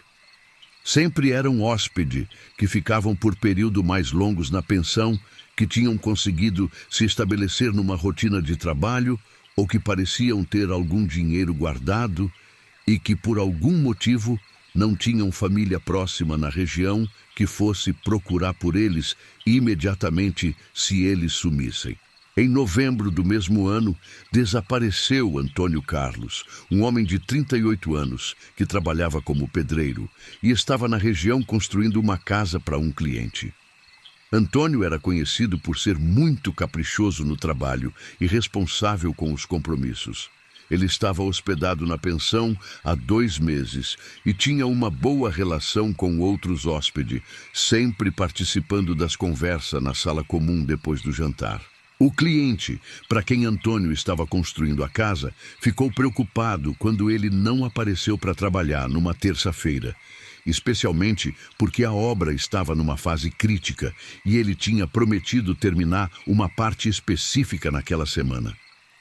Quando foi procurar por ele na pensão, Valdira explicou que Antônio tinha recebido uma proposta para uma obra muito grande em outra cidade e tinha decidido aceitar, porque o pagamento era muito melhor. Segundo ela, ele tinha partido na segunda à noite, deixando um recado pedindo desculpas pela saída repentina. O cliente achou estranho porque Antônio sempre falava sobre a importância de terminar os trabalhos que começava, e ele tinha investido tempo e esforço planejando aquela obra específica. Além disso, Antônio tinha comentado alguns dias antes que estava gostando da região e pensando em ficar por lá permanentemente. Não fazia sentido ele ter abandonado tudo de uma hora para outra. Seu Antônio, que tinha uma venda no final da rua onde ficava a pensão, começou a reparar num padrão estranho que estava se repetindo com uma frequência preocupante. Ele notou que sempre que um hóspede da pensão ia embora repentinamente, como Valdira explicava para os interessados, ela aparecia na venda alguns dias depois, comprando mantimento em quantidade maior que o normal, como se tivesse recebido dinheiro extra para gastar, ou como se precisasse fazer compra que normalmente não fazia. Antônio, que conhecia bem os hábitos de compra de todos os clientes regulares, percebeu que Valdira começou a comprar produtos mais caros, como carne de primeira qualidade, queijo importado e até bebida que ela nunca tinha consumido antes. Quando ele comentava casualmente sobre as compras diferenciadas, ela sempre dava explicações vagas sobre ter recebido uma herança de um parente distante ou sobre a pensão estar dando mais lucro ultimamente. O comerciante também percebeu que Valdira começou a fazer algumas compras e melhoria na pensão que pareciam estar fora do orçamento normal dela.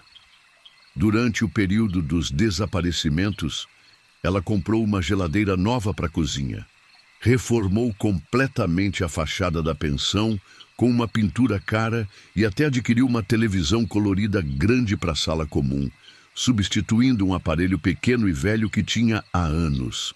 Quando o vizinho ou cliente comentavam sobre as melhorias, Valdira sempre dava explicações que pareciam razoáveis superficialmente. Dizia que estava economizando há anos para fazer esses investimentos, que a pensão estava com mais hóspede e dando mais lucro, ou que tinha conseguido um bom negócio na compra dos equipamentos. Mas Antônio, que observava o movimento da pensão da janela de sua venda, sabia que o número de hóspede não tinha aumentado significativamente e, às vezes, até parecia menor que antes. O que mais intrigou Antônio foi que ele nunca via os hóspedes partindo da pensão, nos casos que Valdira relatava como saídas voluntárias. A venda dele ficava numa posição estratégica na esquina, de onde dava para ver toda a movimentação da rua, principalmente durante o dia, quando ele passava a maior parte do tempo atendendo o cliente. Ele conhecia a rotina de quase todos os moradores da região e sempre reparava quando alguém saía ou chegava carregando bagagem.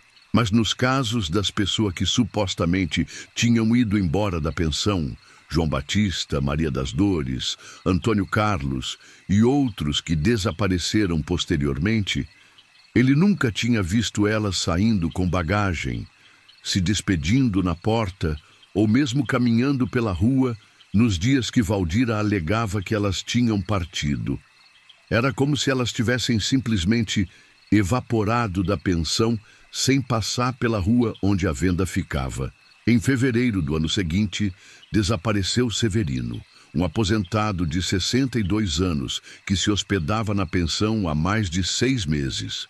Uma permanência incomumente longa que tinha feito dele uma presença familiar no ambiente. Severino era um homem muito sociável, que gostava de conversar com os vizinhos, ajudava Valdira com pequenos concertos na pensão sem cobrar nada e tinha o hábito de tomar uma cerveja na venda do Antônio no final da tarde, quando sentava numa cadeira na calçada para observar o movimento da rua. Severino sempre falava abertamente sobre sua situação financeira, contando que recebia uma aposentadoria razoável todo mês no correio da cidade e que tinha conseguido juntar uma quantia boa ao longo dos anos, trabalhando como motorista de caminhão. Ele era uma pessoa muito organizada com dinheiro e sempre comentava sobre suas economias, que guardava numa caderneta de poupança no banco da cidade, e sobre os planos que tinha de comprar um terreno pequeno na região para construir uma casinha simples onde pudesse passar o resto da vida. Severino era o tipo de pessoa que criava vínculos facilmente e se tornava querido na comunidade. Ele ajudava outros hóspedes da pensão com conselhos e pequenos favores. Conhecia pelo nome todos os comerciantes da rua e tinha até desenvolvido uma amizade genuína com Antônio, que sempre reservava uma cerveja gelada para ele no final da tarde. Numa quinta-feira de fevereiro, Severino não apareceu na venda como de costume para sua cerveja diária. Antônio achou estranho porque Severino era muito pontual e sempre avisava quando ia fazer alguma coisa diferente da rotina. Quando a sexta-feira chegou e Severino continuou sem aparecer, Antônio decidiu ir até a pensão perguntar se ele estava bem, pensando que talvez estivesse doente ou com algum problema. Valdira recebeu Antônio na porta da pensão com sua expressão habitual, mas pareceu ligeiramente nervosa quando ele perguntou sobre Severino. Ela explicou que Severino tinha recebido uma proposta de emprego muito boa em outra cidade, algo relacionado ao transporte de cargas, aproveitando sua experiência como caminhoneiro, e tinha decidido aceitar mesmo sendo aposentado, porque o pagamento era muito atrativo. Segundo Valdira, Severino tinha partido na noite de quarta-feira, muito apressado, porque precisava chegar rapidamente ao novo local de trabalho para começar imediatamente. Ela disse que ele tinha deixado um recado pedindo desculpas por não poder se despedir pessoalmente do Antônio, mas que estava muito animado com a oportunidade e não podia perdê-la. Antônio achou a história extremamente estranha por vários motivos. Primeiro, Severino era aposentado e sempre falava sobre como estava contente por não precisar mais trabalhar pesado. Segundo, na véspera ele tinha comentado sobre planos para o final de semana, incluindo uma visita ao banco para fazer alguma movimentação na poupança e a intenção de procurar um corretor para ver alguns terrenos à venda na região. Terceiro, Severino era uma pessoa muito educada e jamais partiria sem se despedir pessoalmente de alguém com quem tinha uma amizade genuína. Além disso, Antônio sabia que Severino guardava todos os documentos importantes numa pasta que sempre carregava consigo, incluindo a carteira de motorista profissional que seria necessária para qualquer trabalho com transporte. Era impensável que ele tivesse esquecido de levar essa documentação se realmente estivesse indo para um novo emprego. Decidido a descobrir a verdade sobre o que estava acontecendo na pensão, Antônio começou a prestar uma atenção muito mais sistemática na movimentação do local. Ele passou a observar discretamente as atividades de Valdira, tentando identificar padrões ou comportamentos suspeitos que pudessem explicar os desaparecimentos misteriosos. Antônio notou que Valdira tinha uma rotina muito específica que se repetia sempre que um hóspede ia embora. Ela ficava alguns dias sem receber clientes novos, alegando que estava fazendo limpeza profunda e pequenos reparos nos quartos vagos. Durante esses períodos de manutenção, que geralmente duravam uma semana, ela colocava um cartaz na porta informando que estava temporariamente sem vagas. Durante esses períodos de limpeza, Antônio reparou que havia uma movimentação estranha na pensão durante as madrugadas. Às vezes, quando ele acordava durante a noite por algum motivo, ele ouvia sons vindos da direção da pensão. Barulho de algo pesado sendo arrastado, ruído que pareciam ser de ferramentas sendo usadas, e numa ocasião, ele viu uma luz se movendo no quintal dos fundos da pensão, como se alguém estivesse trabalhando lá com uma lanterna potente. Numa dessas ocasiões, por volta das 3 da manhã, Antônio ouviu claramente o som de uma pá batendo na terra, seguido pelo ruído de algo sendo cavado. O som persistiu por mais de 1 hora, e quando ele espiou discretamente pela janela, conseguiu ver a silhueta de Valdira trabalhando sozinha no quintal, aparentemente cavando algum tipo de buraco numa área que ficava escondida da vista da rua. Antônio também notou que após cada período de manutenção, que seguia um desaparecimento, apareciam na pensão alguns objetos pessoais que ele tinha certeza de ter visto com os hóspedes que tinham ido embora. Uma vez, foi um rádio pequeno que pertencia ao João Batista, que sempre escutava música sertaneja enquanto se arrumava para trabalhar. Outra vez, foi um relógio de parede que tinha sido comprado pela Maria das Dores numa loja da cidade e que ela tinha colocado no quarto porque gostava de saber as horas exatas. Quando ele questionava Valdira sobre esses itens de forma casual, durante conversa na venda, ela sempre dava explicações que pareciam plausíveis na superfície. Os hóspedes tinham deixado as coisas porque não cabia na bagagem e era muito pesado para carregar, ou tinham vendido para ela por um preço simbólico antes de partir porque precisavam de dinheiro para passagem. Mas Antônio sabia que algumas dessas coisas eram muito importantes para os donos originais, que nunca as deixariam para trás voluntariamente. O relógio da Maria das Dores, por exemplo, tinha sido um presente da filha doente, e ela sempre comentava sobre o valor sentimental que ele tinha. O rádio do João Batista era o único entretenimento que ele tinha, e sempre falava sobre como a música o ajudava a se sentir menos solitário. Não fazia sentido nenhum deles ter abandonado esses objetos tão importantes. A situação chegou ao ponto de preocupação extrema quando desapareceu Benedita, uma senhora de 70 anos que se hospedava na pensão há quase 1 ano, um período excepcionalmente longo que tinha feito dela praticamente uma moradora permanente. Benedita era uma mulher muito religiosa e comunicativa, que tinha o hábito de frequentar a igreja da cidade toda manhã de domingo, participando inclusive do coral e ajudando na organização das festas religiosas. Benedita sempre falava abertamente sobre os filhos que moravam em outra cidade, 3 filhos homens que trabalhavam em São Paulo e uma filha que era professora numa cidade do interior de Minas Gerais. Ela mostrava com orgulho as fotos da família que carregava na bolsa e sempre comentava sobre as cartas que recebia e enviava regularmente, mantendo contato próximo com todos os filhos, apesar da distância.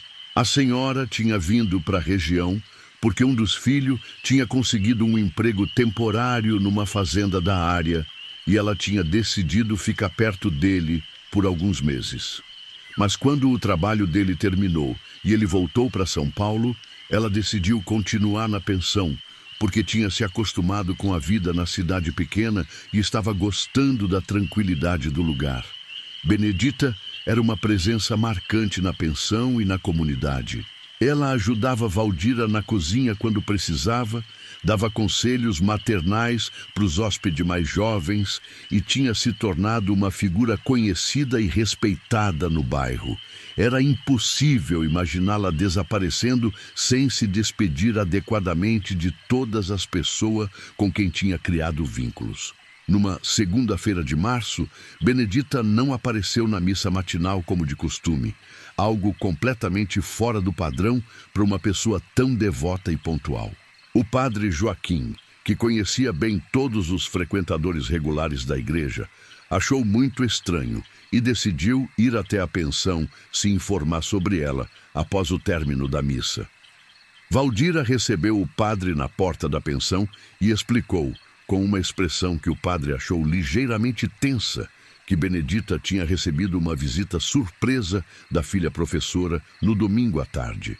Segundo ela, a filha tinha conseguido uma folga inesperada na escola onde trabalhava e tinha vindo buscar a mãe para passar alguns dias na casa dela, aproveitando para matar a saudade.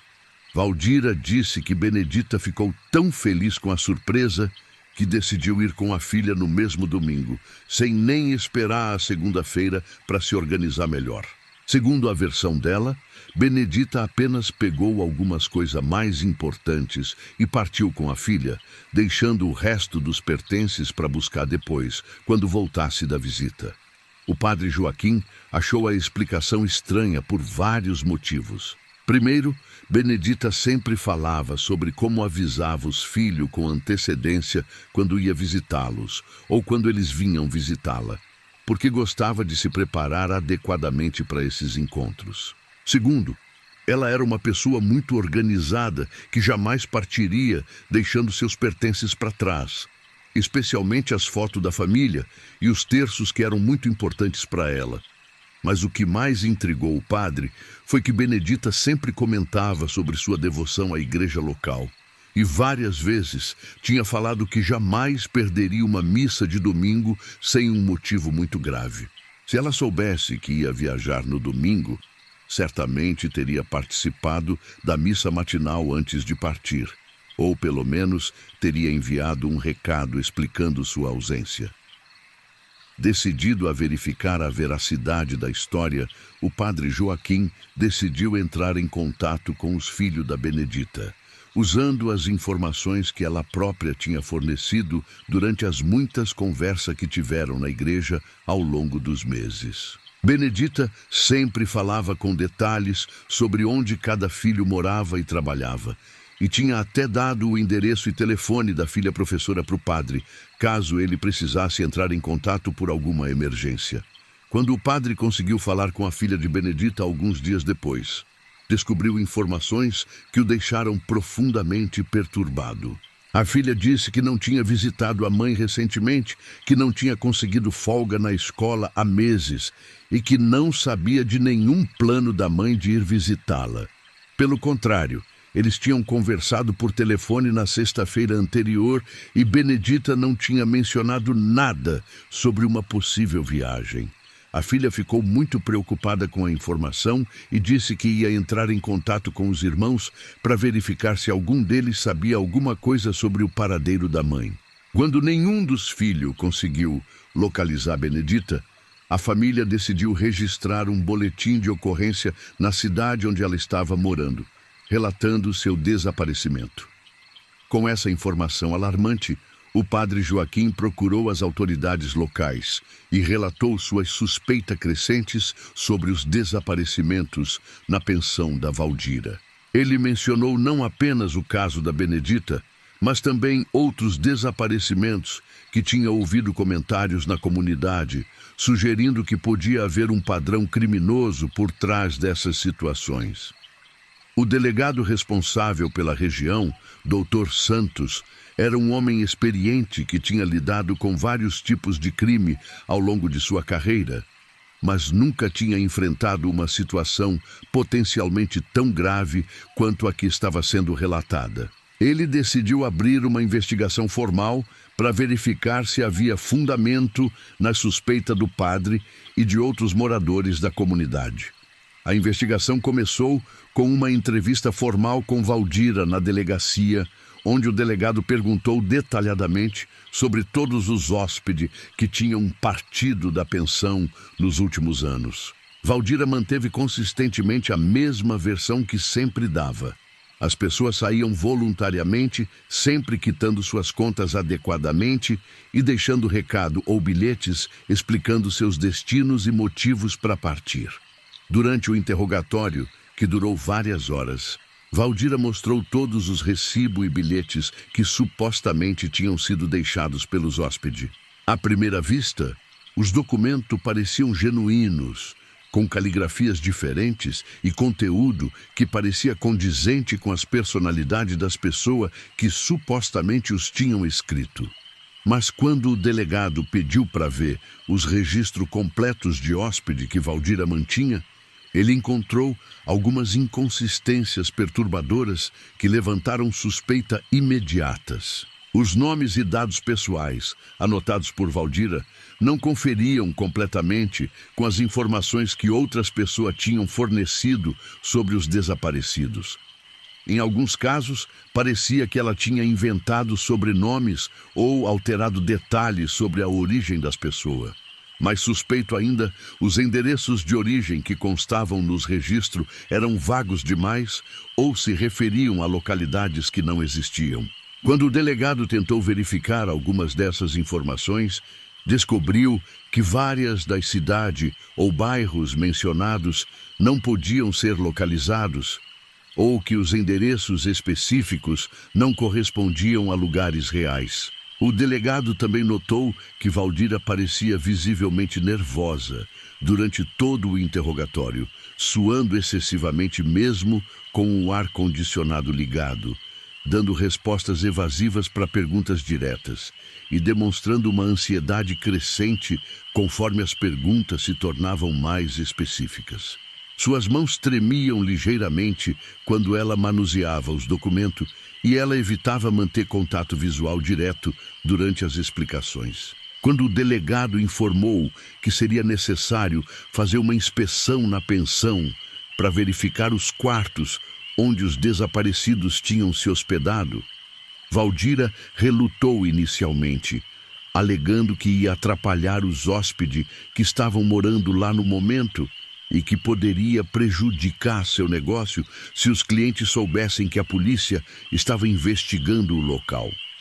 A inspeção foi realizada no dia seguinte, com Valdira acompanhando relutantemente os investigadores. O que eles encontraram revelou detalhes ainda mais suspeitos que confirmaram as piores suspeitas do delegado. No quarto onde Benedita se hospedava, ainda havia várias roupas dela no guarda-roupa, produto de higiene pessoal no banheiro e objetos pessoais importantes que ela certamente levaria se estivesse se mudando definitivamente ou mesmo fazendo uma viagem. Entre os pertences deixados estavam as fotos da família que Benedita sempre carregava na bolsa, seus terços de estimação que usava nas orações diárias, medicamento de uso contínuo que ela tomava para pressão alta e até mesmo dinheiro numa quantia pequena que estava guardado numa gaveta. Era impensável que uma pessoa organizadíssima como Benedita tivesse esquecido itens tão importantes. O mesmo padrão se repetia em outros quartos, que supostamente tinham sido ocupados por pessoas que partiram recentemente. Havia sempre pertences pessoais importantes deixados para trás, coisa que os donos jamais abandonariam voluntariamente. Roupas de estimação, documentos pessoais, foto de família, remédio e até mesmo pequenas quantias de dinheiro que contradiziam completamente a versão de que as pessoas tinham partido por vontade própria. Mas o detalhe mais perturbador foi descoberto quando os investigadores insistiram em inspecionar todas as áreas da propriedade. No porão da pensão, havia uma área que Valdir alegava usar exclusivamente como depósito de mantimento e material de limpeza, mas que estava trancada com um cadeado pesado e tinha uma porta reforçada que parecia desproporcional para um simples depósito. Quando o delegado insistiu em ver essa área, alegando que a inspeção precisava ser completa, Valdira ficou visivelmente agitada e tentou argumentar que não havia nada de importante lá, apenas coisas velhas e sem valor. Mas a insistência dela em manter o local trancado apenas aumentou a suspeita dos investigadores. Quando finalmente conseguiram abrir o cadeado e entrar no porão, os investigadores encontraram um ambiente que claramente tinha sido usado para finalidades muito diferentes de um simples depósito. O espaço tinha um cheiro forte e desagradável que lembrava decomposição. Havia manchas escuras no chão de cimento que pareciam ser de sangue, e as paredes mostravam sinais de que algum tipo de atividade violenta tinha ocorrido ali. Mais perturbador ainda, espalhados pelo porão, havia vários objetos pessoais que os investigadores reconheceram imediatamente como pertencendo aos desaparecidos. A carteira do Severino, com todos os documentos dentro. A bolsa da Maria das Dores, com as fotos da filha doente, o cinto de couro do João Batista que ele sempre usava e dezenas de outros itens que claramente tinham pertencido às vítimas. Numa caixa escondida atrás de umas prateleiras, eles encontraram documento de identidade, carteira de trabalho e até mesmo algum dinheiro que obviamente tinha sido retirado dos pertences das pessoas desaparecidas. Havia também alguns objetos de valor como relógios, cordões de ouro e alianças que pareciam ter sido retirados dos corpos das vítimas. Com essas evidências esmagadoras, o delegado conseguiu imediatamente um mandado de busca e apreensão para revistar toda a propriedade de forma minuciosa. No dia seguinte, uma equipe completa de investigadores, incluindo peritos criminais e especialista em escavação, chegou à pensão para realizar uma investigação completa. O que eles encontraram no quintal dos fundos da pensão foi ainda mais chocante do que qualquer coisa que pudessem ter imaginado. Numa área que ficava escondida da vista da rua por algumas árvores e uma cerca alta, havia várias áreas onde a terra tinha sido mexida recentemente, formando um padrão que sugeria a existência de múltiplas covas. Quando os peritos começaram a escavar cuidadosamente essas áreas, usando equipamento especializado e seguindo o protocolo forense rigoroso, eles descobriram os restos mortais de pelo menos 8 pessoas enterradas em covas rasas e mal disfarçadas. A maioria dos corpos estava em estado avançado de decomposição, mas alguns ainda podiam ser identificados pelos pertences que foram enterrados junto, ou pelas características físicas que correspondiam às descrição dos desaparecidos. Os exames preliminares dos corpos revelaram que todas as vítimas tinham morrido por asfixia, provavelmente causada por sufocamento com travesseiro ou outro objeto macio que não deixasse marcas óbvias de violência. Era um método que requeria proximidade física com a vítima, mas que podia ser executado por uma pessoa sozinha, sem deixar muito rastro forense. A investigação revelou que Valdira operava há pelo menos 7 anos um esquema macabro e sistematizado de assassinato e roubo, direcionado especificamente à pessoa em situação de vulnerabilidade social que ninguém ia procurar rapidamente se desaparecessem. Ela tinha desenvolvido critérios específicos para selecionar suas vítimas, sempre priorizando o hóspede que eram solitários, sem família próxima na região, ou que, por algum motivo, não tinham vínculos sociais que gerassem buscas imediatas. O método operacional dela era relativamente simples, mas extremamente eficaz para seus propósitos criminosos. Ela observava cuidadosamente cada hóspede durante as primeiras semanas, ganhando a confiança deles ao longo do tempo e descobrindo detalhes cruciais sobre suas vidas pessoais, suas condições financeiras, seus planos futuros e suas relações familiares. Durante as refeições e conversas casuais, Valdira fazia perguntas aparentemente inocentes sobre a vida dos hóspedes, mas, na verdade, estava coletando informações estratégicas para identificar as melhores vítimas potenciais. Ela queria saber quem tinha dinheiro guardado, quem não tinha família que fosse procurar por eles rapidamente, quem estava numa situação transitória que facilitaria o desaparecimento sem levantar suspeita imediatas. Quando ela identificava uma vítima ideal, alguém com algum dinheiro guardado, pertences de valor e sem vínculos sociais que gerassem buscas imediatas, ela começava a pôr seu plano em ação. O processo geralmente levava semanas ou até meses, durante os quais ela refinava seu conhecimento sobre a rotina, os hábitos e as vulnerabilidades da pessoa escolhida. O assassinato sempre acontecia durante a madrugada, quando os outros hóspedes estavam dormindo e não havia movimento na rua. Valdira entrava silenciosamente no quarto da vítima, aproveitando que tinha acesso a todas as chaves, e matava a pessoa por asfixia usando um travesseiro. Era um método que ela tinha escolhido porque era silencioso, não requeria força física excessiva e não deixava muito sangue ou sinais óbvios de violência. Após o assassinato, ela removia todos os pertences de valor da vítima, incluindo dinheiro, joias, documento e qualquer outra coisa que pudesse ser vendida ou usada.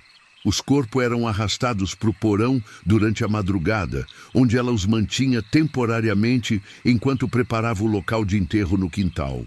Durante os dias seguintes, Valdira forjava bilhetes de despedida usando informação que tinha coletado sobre a vítima, criando versões plausíveis sobre por que a pessoa tinha decidido partir repentinamente. Ela estudava a caligrafia dos hóspedes, observando como eles assinavam o registro da pensão, e praticava até conseguir imitar razoavelmente bem a letra deles. Os bilhetes sempre continham detalhes específicos sobre a vida da vítima, que tornavam a história convincente para quem não conhecia intimamente a pessoa. Valdira mencionava emprego, problemas familiares, oportunidade em outra cidade, ou qualquer outra coisa que justificasse uma partida súbita, mas não completamente implausível. Enquanto espalhava a versão oficial sobre a partida da vítima, Valdira trabalhava durante as madrugadas cavando covas no quintal e enterrando os corpos. Ela tinha escolhido uma área específica que ficava escondida da vista de vizinho e da rua, e onde a terra era mais macia e fácil de cavar. Os pertences de valor das vítimas eram gradualmente vendidos ou usados por ela, sempre de forma muito discreta para não levantar suspeita. Joia eram vendidas em cidades distantes. Dinheiro era usado para compra e melhoria que ela justificava com histórias sobre economia ou herança, e objetos pessoais que não podiam ser vendidos eram queimados ou enterrados separadamente. Durante os interrogatórios que se seguiram à descoberta dos corpos, Valdira confessou todos os crimes, mas mostrou uma frieza e falta de remorso que chocaram até mesmo os investigadores mais experientes. Segundo ela, as vítimas eram pessoa perdida que não iam fazer falta para ninguém e que o dinheiro e os pertences delas estavam sendo mais bem aproveitados com ela, que tinha uma vida estruturada e responsabilidade a cumprir. Valdira explicou que tinha começado a matar os hóspedes por necessidade financeira, depois que a pensão começou a dar menos lucro devido à concorrência de hotéis mais baratos que tinham aberto na região. Segundo ela, o negócio não estava mais sendo suficiente para manter seu padrão de vida, e ela precisava de uma fonte de renda adicional para continuar operando. Com o tempo, os assassinatos tinham se tornado uma fonte de renda regular e relativamente segura, já que ela tinha desenvolvido um sistema eficiente para selecionar vítimas que não seriam procuradas rapidamente. Ela via os crimes não como atos de maldade, mas como uma solução prática para seus problemas financeiros, uma espécie de negócio paralelo que complementava a renda da pensão. A investigação também revelou que Valdira tinha mantido registro detalhados de cada assassinato num caderno que ela escondeu numa parede falsa do seu quarto. Nesses registros, ela anotava informação sobre cada vítima, incluindo quanto dinheiro elas tinham, que pertences de valor possuíam e até mesmo avaliação sobre o risco de cada uma ser procurada rapidamente após o desaparecimento. Em uma das entradas mais perturbadoras do caderno, datada de alguns meses antes de ser descoberta, ela escreveu: Severino tem mais de R$ 3.000 na poupança e um relógio de ouro que vale pelo menos 500. Não tem família na região e sempre fala que não mantém contato regular com parentes distantes. Risco baixo, lucro alto, executar na próxima semana. Essas anotações mostravam uma capacidade de planejamento e uma frieza emocional que transformavam os assassinatos numa atividade quase empresarial, com análise de custo-benefício e planejamento estratégico como se fosse uma operação comercial legítima. Durante o julgamento, que se tornou um dos mais acompanhados da história da região, emergiu um retrato ainda mais perturbador de uma mulher que tinha desenvolvido uma visão completamente distorcida sobre o valor da vida humana. Valdira via seus hóspedes não como pessoa com direito à vida e dignidade, mas como oportunidades financeiras que ela podia explorar quando as circunstâncias fossem favoráveis. Ela tinha criado critérios específicos e detalhados para selecionar suas vítimas, sempre priorizando aquelas que ofereciam maior lucro financeiro com menor risco de descoberta. Era um cálculo frio e pragmático que reduzia seres humanos a variáveis numa equação de lucro, sem nenhuma consideração pela humanidade ou pelos direitos das pessoas que ela assassinava. O caso causou um impacto devastador e duradouro na comunidade local, que levou anos para se recuperar completamente do choque. A pensão era conhecida há décadas como um lugar seguro e confiável para trabalhador de baixa renda, e muitas pessoas se sentiram profundamente traídas ao descobrir que uma mulher que tinham como exemplo de trabalho honesto e dedicação era, na verdade, uma assassina em série que operava há anos bem debaixo do nariz de todos. Várias famílias de trabalhadores rurais que tinham se hospedado na pensão ao longo dos anos procuraram as autoridades, profundamente preocupadas com parentes que tinham perdido contato após passarem pela região. O processo de identificação das vítimas foi longo e traumático, envolvendo análise forense detalhada, comparação de documento e entrevista com família de pessoas desaparecidas em várias regiões do país. Algumas dessas pessoas foram posteriormente identificadas entre as vítimas encontradas no quintal, proporcionando um alívio amargo às famílias que finalmente souberam o destino de seus entes queridos. Mas, ao mesmo tempo, enfrentaram o horror de saber das circunstâncias brutais de suas mortes.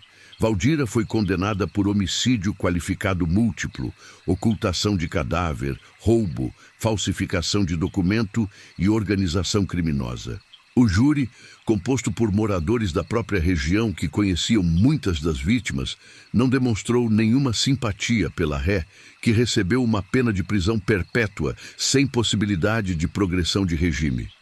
Ela morreu na cadeia apenas 2 anos depois da condenação, vítima de complicação de saúde relacionadas à idade avançada e ao estresse do encarceramento.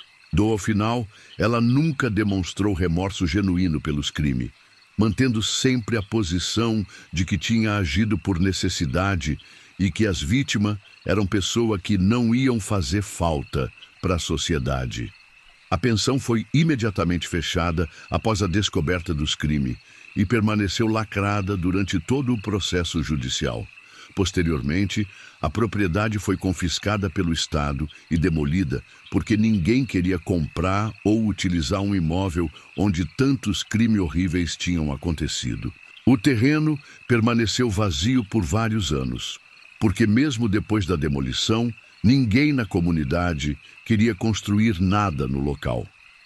Eventualmente, após muita discussão na Câmara Municipal e consulta à população, o espaço foi transformado numa pequena praça com um memorial dedicado às vítimas, listando o nome de todas as pessoas que foram identificadas e uma mensagem sobre a importância de proteger os mais vulneráveis da sociedade. O caso da pensão dos perdidos, como ficou conhecido nacionalmente após a cobertura da mídia, se tornou um símbolo perturbador da vulnerabilidade de trabalhadores rurais, migrantes internos e outras pessoas em situação de trânsito social. O caso levou à criação de novos protocolos de segurança para estabelecimento que atendem esse público, incluindo a obrigatoriedade de registro mais rigoroso de hóspede, com documentos oficiais e sistema de comunicação com autoridades locais. As autoridades também implementaram um programa de monitoramento mais eficaz para a pessoa em situação de vulnerabilidade social, criando rede de apoio que tornam mais difícil o desaparecimento de indivíduos sem que alguém perceba e tome providência. Mas o impacto mais profundo e duradouro foi na consciência coletiva sobre como pessoas marginalizadas socialmente podem se tornar vítimas invisíveis de predadores que se aproveitam justamente de sua invisibilidade social. A história da Valdira serve como um lembrete sombrio e permanente de que a vulnerabilidade social pode ser fatal quando encontra a crueldade humana em sua forma mais calculada, fria e sistemática. O caso também levantou questões importantes sobre a responsabilidade da sociedade em proteger seus membros mais vulneráveis e sobre como a indiferença social pode criar ambiente onde crimes como esses podem acontecer por anos sem ser detectados. A lição mais importante que ficou foi que pessoas em situação de vulnerabilidade precisam de atenção e proteção especial da comunidade e das autoridades, porque sua marginalização social as torna alvo fácil para predadores sem escrúpulos.